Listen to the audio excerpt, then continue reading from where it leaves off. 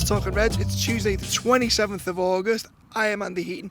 This is Lizzi Doyle. We are at the Solar Campus on the Whittle, as it's known, home of Liverpool ladies, and we've been knocking around all morning. Yeah, we have. We've spoke to a couple of the players, spoke to the manager. It'll be coming up in a bit, but yeah, it's the open media day. They'll be doing some training a bit later on, but it's nice to be here, isn't it? And you can, I don't know if you can see, but like Tranmere as well, literally training right behind us. So no John Aldridge. John Aldridge isn't knocking about. Well, you never know. I haven't seen him. But you probably heard him before you can see him. Sorry, John, if you're watching.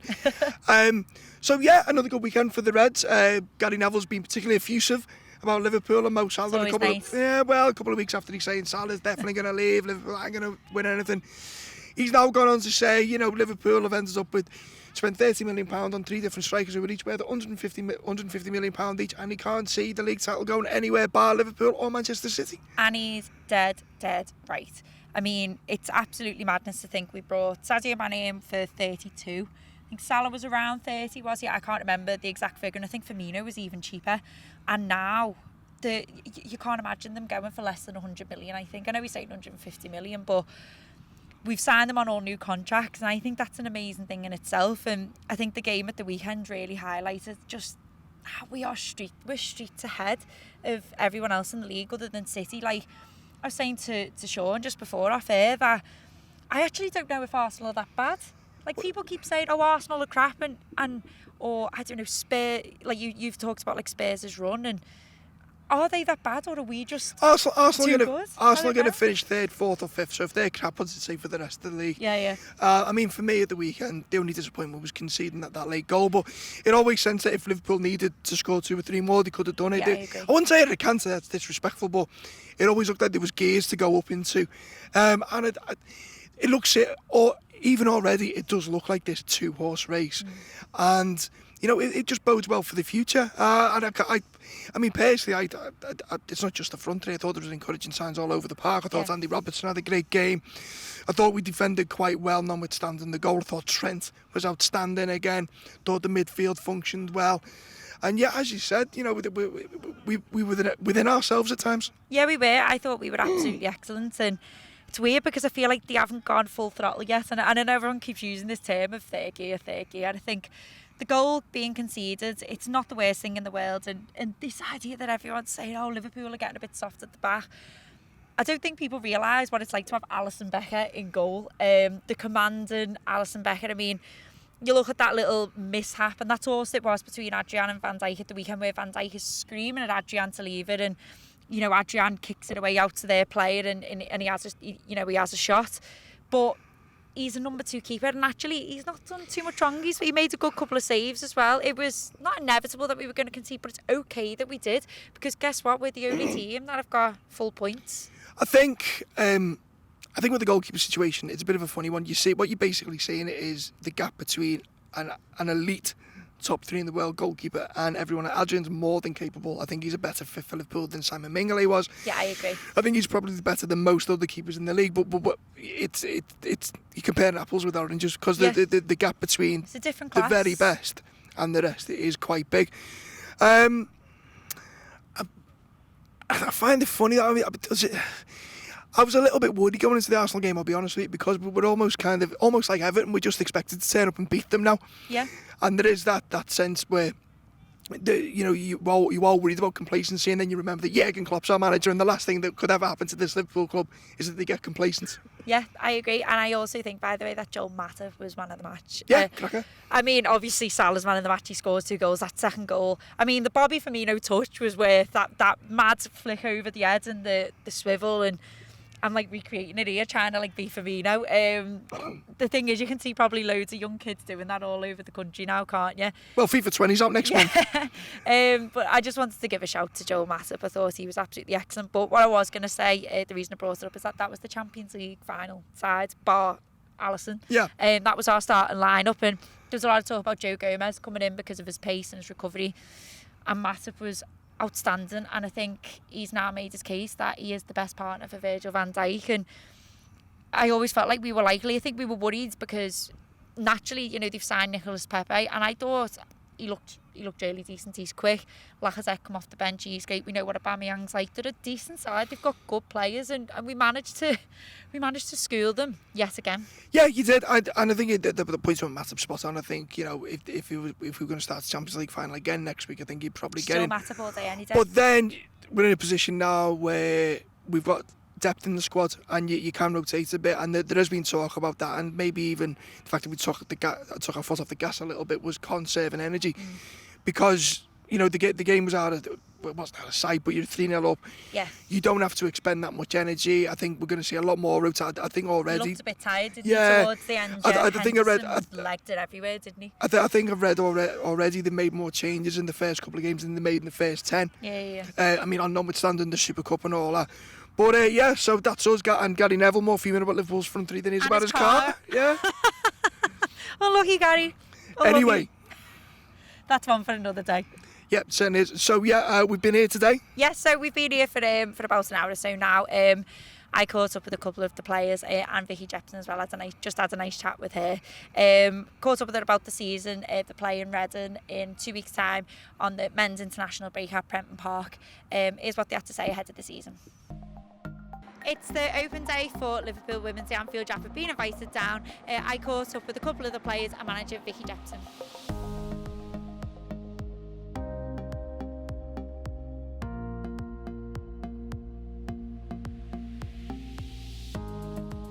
I'm now alongside manager Vicky Jepson. Vicky, thank you so much for joining us. You've been coaching at Liverpool for about 10 years now. You had your first season as manager last year, but now you've finally got your hands on a full pre-season. How has that been for you? How much do you think the pre-season will benefit the start of this season, you know, to get you kick-started? I think, I'm really excited anyway to start off my first full pre-season. The big thing before the girls even came back was making sure that we built the right culture. I'm quite a positive person. The glass is always half full as much as I can make it half full. So we wanted to make sure that the culture was right, the environment was right, and to do that, if you can look around the training ground, a lot of the things are blue. So we needed to make sure we had our own identity. So that you've seen the changing rooms on social media, they're red, that you never walk alone. The crest everywhere, that they've all got their own name badges and stuff. So we wanted to make sure they walk in and it feels like home.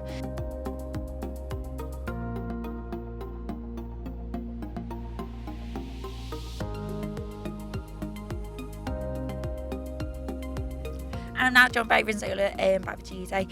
Rinzola, how are you feeling ahead of the first game of the season? You've got Reading.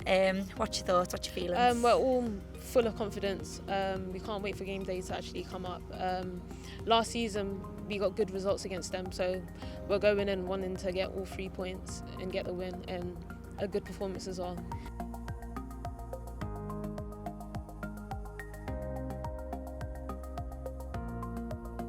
Now joined by Leanne Rowe. And how have you found pre-season so far? So obviously you went out to America with the men's team. How was that for you? Because that was the first time, wasn't it, where you got to play some competitive games over in America? Yeah. What was the feeling over there when you went there? Yeah, no, it was a great experience to be able to go out to a country like America and do that. It was nice to be able to go and fly out alongside the men. And it's always going to help with the team bonding. You're spending so much time together, like 10 days straight, so it was good.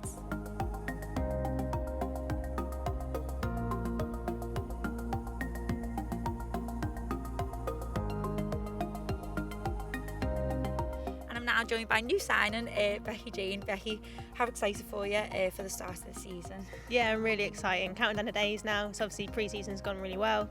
And the game's slowly creeping up on us. So it's against Reading. You used to play for Reading. How are you feeling about that, like coming up against your team? Yeah, I'm excited. The nerves are slowly getting there. I was there for 8 years, so it's going to be a bit of a weird one. But I like to think it's going to be a good game. And if you score, will you celebrate? That's a good question. Ooh. I think you might have to think about that. Yeah, it depends on the meaning of the goal as well, I guess. And the vibe. Yeah, the vibe. Yeah.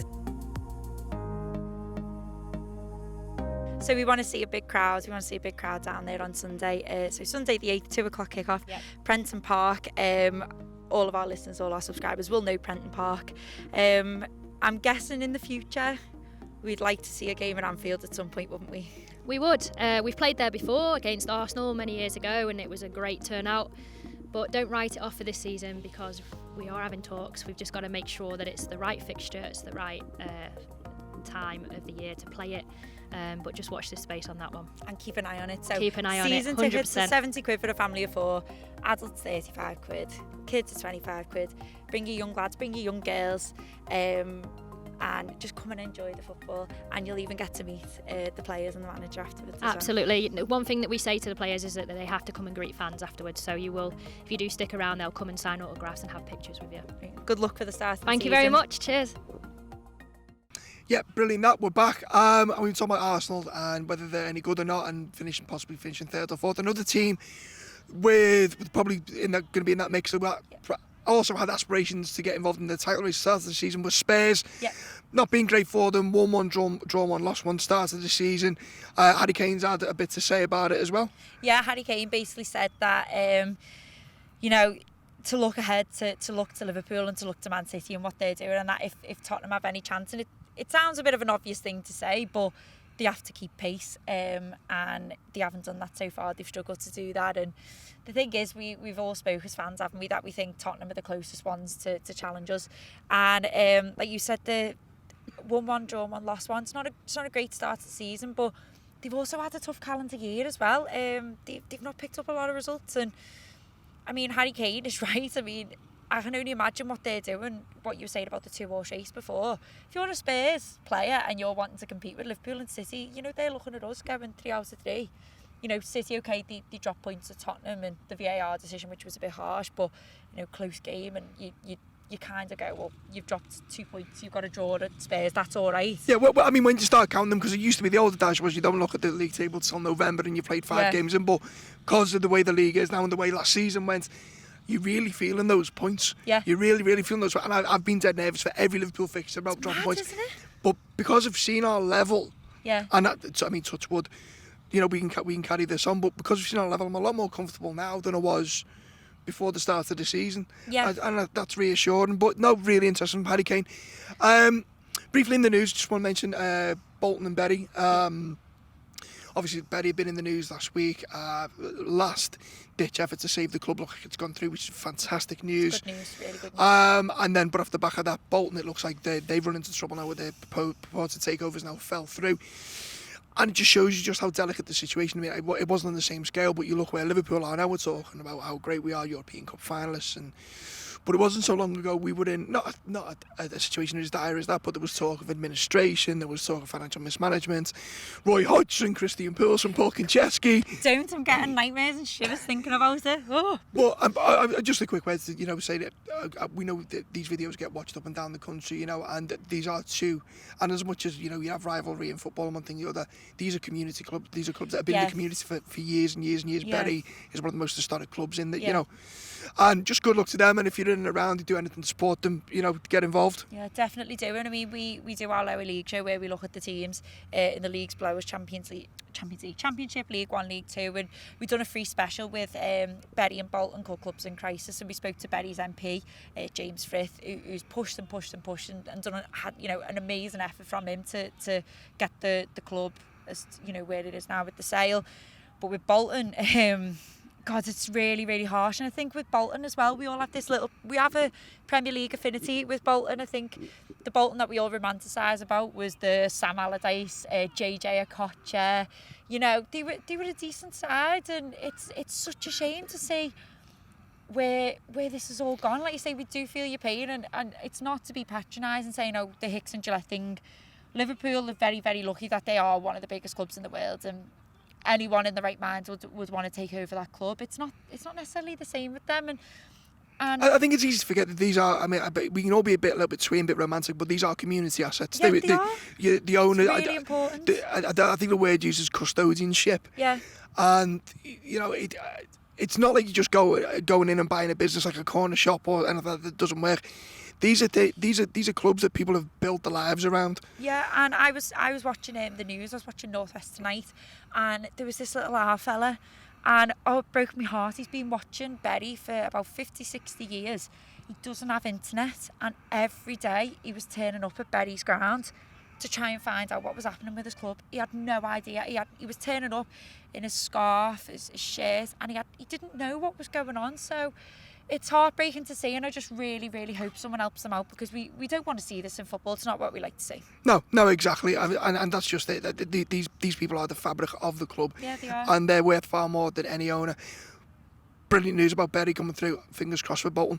Quickly on to other things. We have a book. How celeb does this sound? I know. We have a book signing. Thing is, none of us are there though, so we're like, it sounds like jazzy, but none of us are there. We can sign it for you, but we didn't really do nothing. Wasn't asked. No. Well, Josh Sexton, our edited the book, numero 6, whatever you want to call it, depending on how you want to pronounce it, which basically sort of looked back at all of last season, didn't it, with all the writing that we put on the articles, Ben Jono's ratings, Neil's match reviews, Rob Gutman's match previews, Dan Morgan's column, and it's basically a collection of that from an amazing season for all of us. And the superstars themselves are at Waterstones this Thursday. I think the book signing starts at 6:30, and you can get your tickets online. I think they're about £6-7 if I'm correct. And get your book, go along and just have a nice time. Just talk about last season a little bit. Probably live show-esque in terms of just reflecting on how boss we are. And if things you want to talk about how boss we are. Exactly. And if you want to, I don't think I'll ever get bored talking about Madrid. There Barcelona and all the like. So all the celebs are down there at Waterstones on Thursday night. So yeah, just go online, get a ticket, and go and support them basically. That's it. So that's your talking minutes for today. Brilliant. Thanks again to Liverpool Women. Liverpool Women. It's all right. Liverpool Women inviting us down today. We've had a great time. Thank you very much. Fantastic. Up the Reds.